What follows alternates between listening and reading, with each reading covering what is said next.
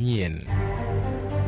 Irito doho mondo ng'ad bura kapo ni dhi chung wach chulo jong'anyo kaluwore gi ng'ur ma jomoko ni gionge listi mar chudo.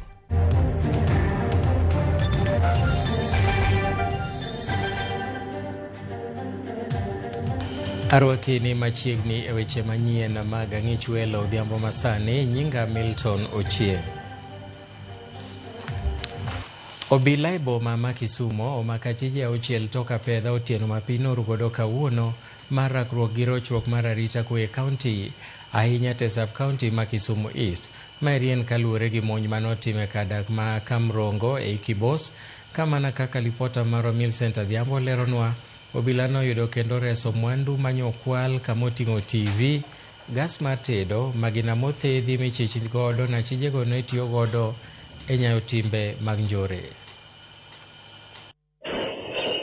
Magi biro ndalo achiel kende bang' tipo mar wang' dede mako jonjore moko adek kani omonjo kar dak moro e gweng' ma Kamrongo, alwora ma Kibos, moketho kendo kwalo mwandu kaka TV kod simbe ong'we yamo.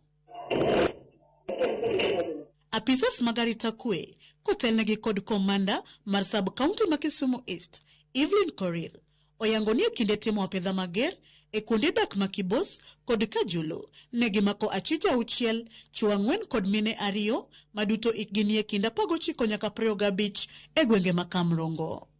Yesterday we had an operation in areas of Kibos and Kajulu, and we arrested 6 suspects whom we suspect to have been involved in the robbery which happened in Kamrongo area. 4 are male and 2 are female.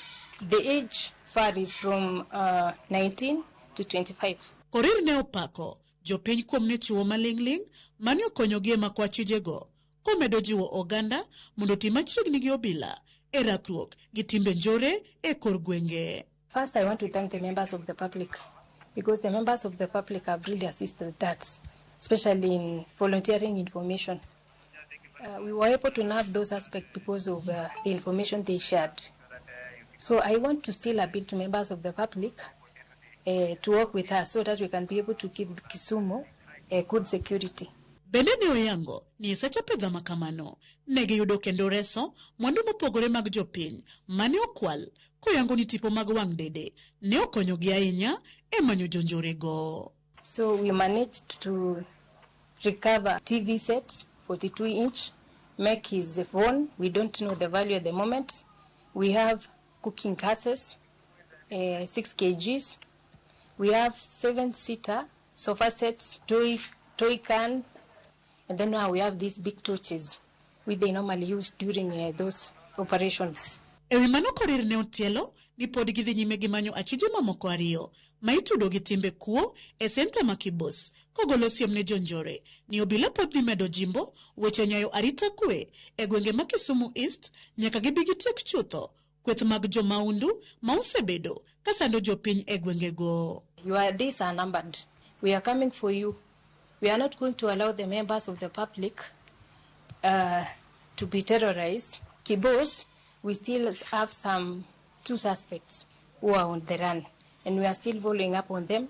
Very soon we are going to get all of them, and they are going to be arraigned before the court of law. Millicent Adhiambo, Ramogi TV, Tesendo Bila Makasagam, County ma Kisumu. Achije 2 kuom 8 mitudo gi monj manotimore e kind alam manoyuorie kod kweth mar Linda